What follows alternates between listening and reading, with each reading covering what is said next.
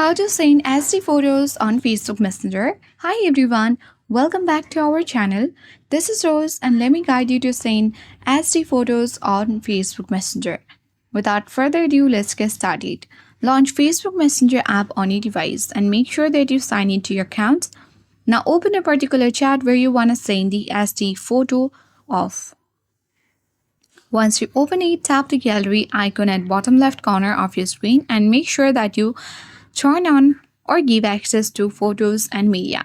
Once done, you can easily scroll down and look for the photo that you want to send and tap the photo. At top right, you can easily find the option of SD. Select that and tap on the send button.